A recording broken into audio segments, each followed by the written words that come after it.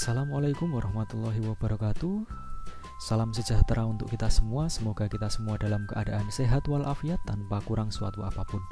Baik, pada kesempatan kali ini kita akan membahas tentang sistem respirasi, bab baru di kelas 11 semester 2. Pada bagian pertama ini kita akan membahas tentang struktur dan juga fungsi organ pada penyusun sistem respirasi atau sistem pernafasan. Nah, apa sih itu bernafas? Mungkin pertanyaan ini sudah bisa kalian jawab karena memang konsep tentang sistem pernafasan itu sudah pernah dibahas dari kalian waktu SD sampai ke SMP juga pernah dibahas. Nah, konsep utama bernafas itu adalah pertukaran gas antara lingkungan dan juga di dalam tubuh, termasuk di dalamnya pertukaran CO2 dan juga oksigen. Nah, secara umum pernafasan itu dibagi menjadi dua, ada pernafasan eksternal dan juga ada pernafasan internal.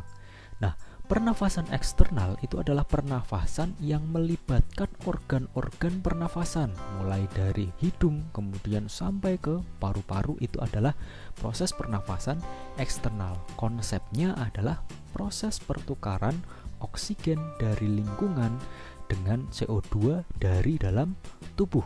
Itu pernafasan eksternal. Nah, kalau pernafasan internal itu terjadinya di sel-sel tubuh, sel-sel seluruh tubuh. Tiap sel melakukan pernafasan internal. Apa sih pernafasan internal? Pernafasan internal itu adalah proses penggunaan oksigen dalam mekanisme metabolisme untuk menghasilkan energi, kemudian dihasilkan zat sisa berupa CO2 dan juga H2O. Nah, CO2 dan H2O inilah yang nantinya akan dibawa oleh darah dari sel-sel seluruh tubuh menuju ke paru-paru untuk kembali lagi ditukar dengan oksigen yang ada dari lingkungan melalui proses pernafasan eksternal. Nah, itu adalah pernafasan internal. Jadi secara umum ada dua pernafasan, ada eksternal dan juga internal. Tapi kali ini pada kesempatan kali ini kita akan membahas lebih dalam mengenai pernafasan eksternal, termasuk di dalamnya struktur organ-organ penyusunnya dan bagaimana struktur itu dapat mendukung fungsi dari tiap organ penyusun sistem pernafasan khususnya pada manusia. Nah, organ penyusun sistem respirasi itu kita urutkan dari yang paling pertama, ada rongga hidung. Ini fungsinya untuk menyaring dan menghangatkan serta melembabkan udara. Kemudian faring, ini menghubungkan rongga hidung dengan saluran selanjutnya. Kemudian ada laring, ini juga melanjutkan dari saluran atas menuju ke paru-paru, di mana di laring ini juga berfungsi untuk menghasilkan suara. Produksi suara kita itu utamanya diproduksi dari laring karena bagian ini di dalamnya terdapat pita suara. Kemudian ada trakea, saluran udara yang menuju ke bronkus. Kemudian cabang dari trakea itu disebut sebagai bronkus. Ini bronkus menuju ke paru-paru sebelah kanan dan juga paru-paru sebelah kiri. Kemudian bronkus ini juga nanti bercabang-cabang lagi membentuk yang namanya bronkiolus. Nah, di ujung dari bronkiolus itu terdapat alveolus. Ini bronkus, kemudian di paling ujung ini ada alveolus sebagai tempat pertukaran udara. Nah, bronkus, bronkiolus, kemudian alveolus ini terdapat di dalam paru-paru kita. Kita akan bahas satu persatu. Mungkin urutannya seperti ini, kalian sudah memahami. Untuk penyusunnya akan kita bahas lebih lanjut.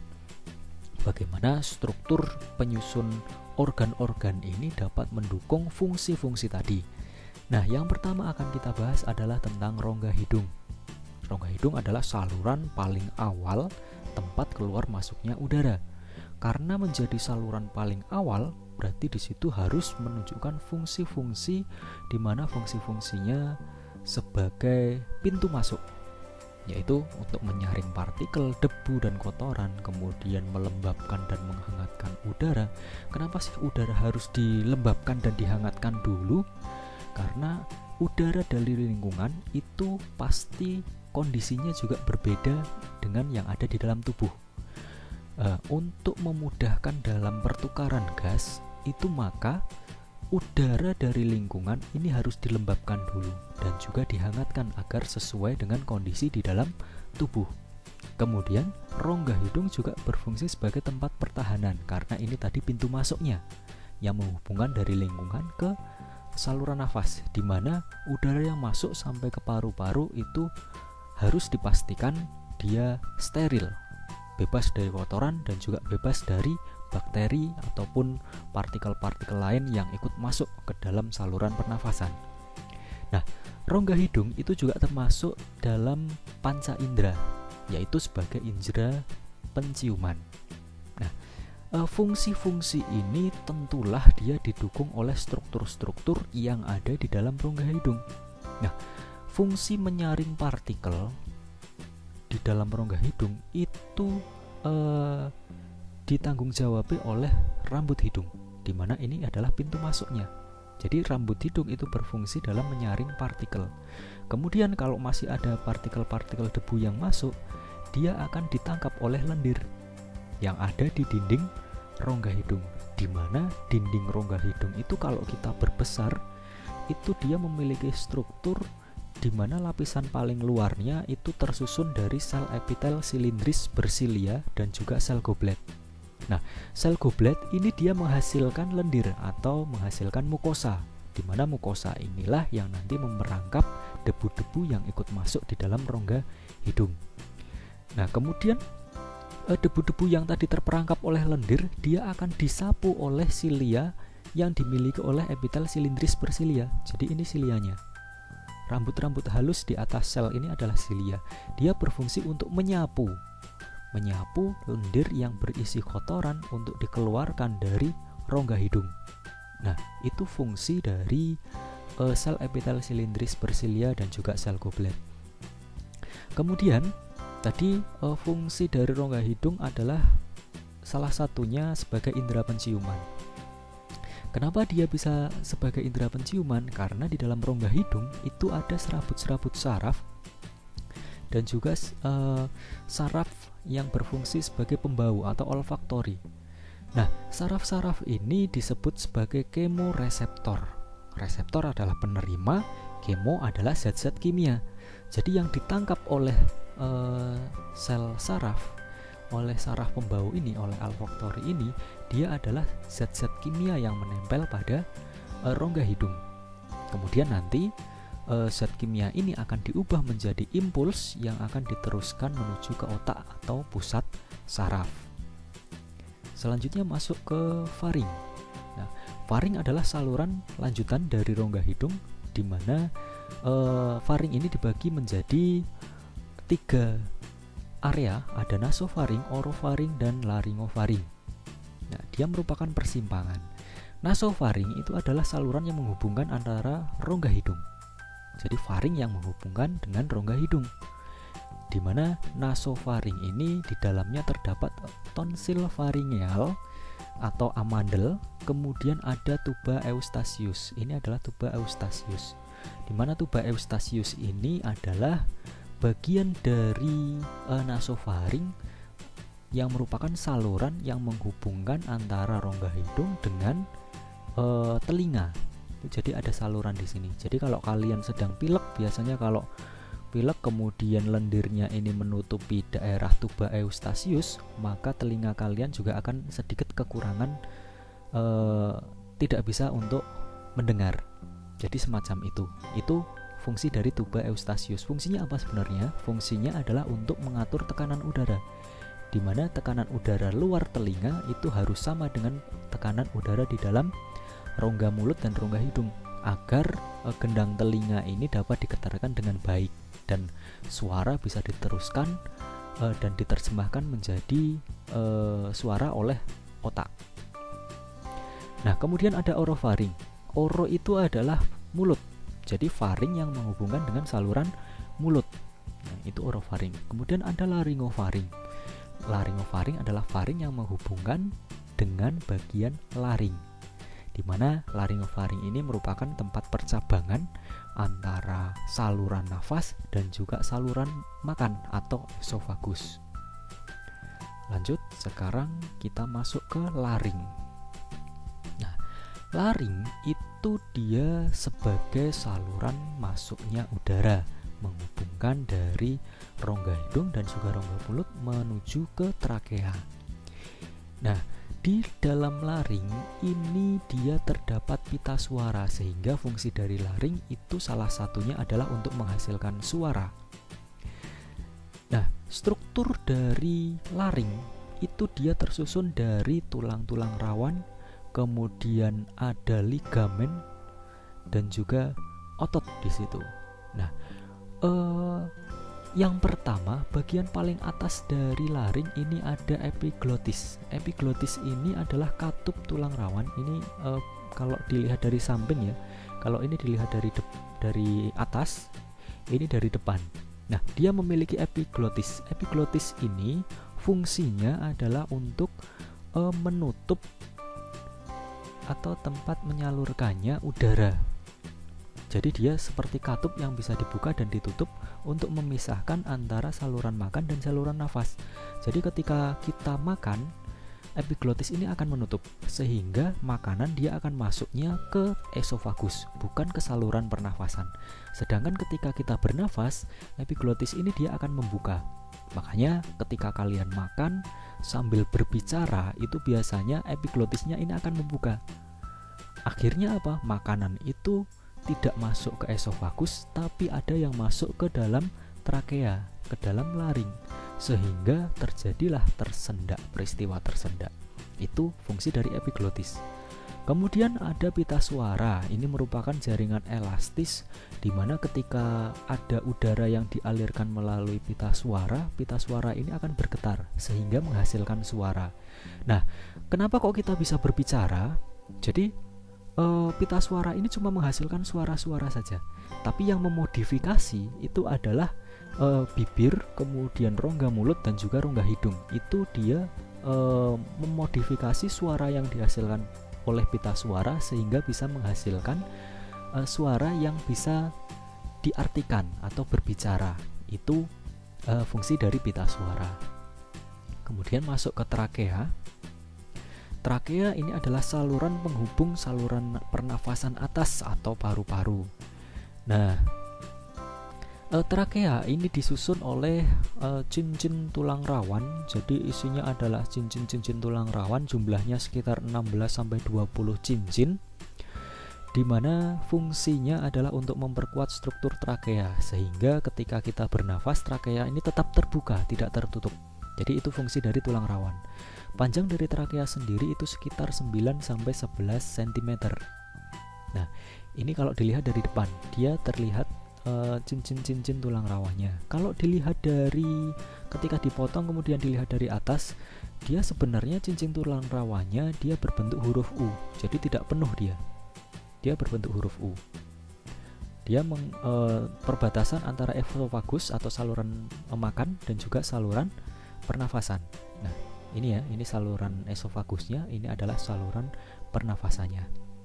Nah, di dalam dinding-dinding dalam dari trakea ini disusun oleh sel epitel silindris bersilia juga. Nah, epitel silindris bersilia, di mana sel epitel ini dia mempunyai silia dan juga ada sel goblet juga yang menghasilkan mukus. Fungsinya masih sama dengan sel epitel dan juga sel goblet yang ada di rongga hidung, yaitu untuk memerangkap debu yang dia kebetulan bisa masuk sampai ke trakea, kemudian dikeluarkan. Nah, dia akan diperangkap kemudian dikeluarkan dengan cara silia ini dia menyapu menuju ke atas, menuju keluar dari saluran trakea. Kemudian di dalam trakea juga terdapat otot yang berfungsi untuk mengatur luas atau lebarnya saluran trakea. Kemudian bronkus dan bronkiolus. Bronkus adalah percabangan dari trakea. Nah, dia saluran udara yang nantinya akan menghubungkan sampai ke pangkal dari atau ujung dari saluran pernafasan, yaitu alveolus. Nah, bronkus dan bronkiolus itu memiliki struktur yang agak berbeda. Kalau bronkus dia strukturnya ditunjang oleh tulang rawan, masih plat-plat tulang rawan seperti halnya pada trakea. Kemudian dia juga memiliki otot polos yang fungsinya untuk mengatur lebar dan juga sempitnya saluran bronkus. Kemudian masih terdapat epitel silindris bersilia dan juga sel goblet, fungsinya masih sama seperti tadi. Kemudian kalau bronkiolus itu dia memiliki struktur yang agak berbeda. Kalau bronkus itu memiliki tulang rawan, tapi pada bronkiolus dia tulang rawannya sudah tidak ada, kartilagonya sudah tidak ada. Dia hanya memiliki otot polos, kemudian memiliki epitel silindris bersilia, di mana fungsinya masih sama untuk menyaring udara, memerangkap debu-debu yang nantinya akan dikeluarkan dari bronkiolus menuju ke atas, ke bronkus, ke trakea, kemudian ke rongga hidung, dan akhirnya dikeluarkan. Nah, itu struktur dari bronkus dan bronkiolus. Jadi perbedaannya hanya pada tulang rawan. Kemudian pangkal atau ujung dari saluran pernafasan ada yang namanya alveolus, di mana alveolus ini dia berfungsi sebagai tempat pertukaran gas dari lingkungan ke darah. Nah, ini ujungnya. Ini alveolus. Alveolus kalau jamak, kalau tunggal itu namanya adalah alveoli. Jadi ada alveolus dan alveoli. Nah, alveolus ini dia dikelilingi oleh pembuluh-pembuluh darah. Kenapa kok harus dikelilingi oleh pembuluh darah? Karena disinilah terjadi proses pertukaran gas, di mana udara termasuk oksigen ini akan ditampung di dalam alveolus, sedangkan darah yang dari seluruh tubuh ini kan membawa banyak CO2, dan disinilah terjadi pertukaran. Oksigennya masuk ke sistem peredaran darah, sedangkan CO2-nya keluar menuju ke rongga alveolus dan nantinya dikeluarkan melalui rongga hidung. Nah, itu alveolus. Nah, bagaimana kok bisa terjadi pertukaran gas? Nah, pertukaran gas pada alveolus itu didukung oleh struktur sel-sel atau jaringan-jaringan penyusun alveolus dan juga penyusun kapiler darah yang mengelilingi alveolus. Dimana kita lihat di gambar ini adalah gambar alveolus. Kalau dipotong secara melintang dia bentuknya seperti ini. Ini rongga-rongga dalam dari alveolus. Nah, ini rongga alveolus, ini rongga alveolus, rongga alveolus. Kemudian di dalam alveolus ini ada pori-pori yang menghubungkan nanti ke bronkiolus. Nah, penyusun dari dinding alveolus itu dia tersusun dari sel epitel pipih selapis. Epitel pipih selapis hanya satu lapis. Itu penyusunnya. Dinding sel bisa dibayangkan bagaimana tipisnya, seberapa tipisnya sel epitel pipih selapis. Satu sel saja tanpa berlapis-lapis, dan dia juga pipih. Ini pasti tipis sekali. Kemudian sel penyusun dinding kapiler itu juga tersusun dari sel epitel pipih selapis, endotelium yang disebut endotelium ya, dinding dari kapiler itu tersusun dari sel epitel pipih selapis. Jadi alveolusnya pipih selapis, kapilernya juga pipih selapis. Di mana sudah sama-sama tipis, akhirnya dia permeabel atau mudah ditembus oleh udara. Oleh udara baik itu CO2 maupun oksigen. Nah, disinilah terjadi pertukaran gas. Jadi didukung oleh struktur yang tipis itu memudahkan untuk terjadinya difusi, terjadinya pertukaran gas. Nah, di dalam alveolus itu juga terdapat makrofag. Makrofag ini fungsinya adalah untuk pertahanan tubuh juga. Jadi kalaupun nanti ada udara yang masuk ke paru-paru dengan membawa bakteri atau partikel-partikel yang berbahaya bagi tubuh, partikel-partikel tersebut akan difagositosis oleh makrofag. Jadi sistem pertahanan terakhir dalam sistem pernafasan itu ada di makrofag. Nah, itu penyusun alveolus. Jadi kemudian ini ya, dia memungkinkan terjadinya pertukaran gas sel epitel pipih selapis, kemudian makrofag sebagai sistem pertahanan tubuh. Oke, demikian penjelasan tentang struktur dan juga fungsi dari organ penyusun sistem respirasi. Semoga bisa bermanfaat. Jangan lupa dilihat di Google Classroom. Di situ sudah ada forum diskusi yang mungkin atau ada lembar kerja yang bisa kalian kerjakan. Oke, itu saja dari saya. Semoga bermanfaat. Saya akhiri. Selamat belajar. Wassalamualaikum warahmatullahi wabarakatuh.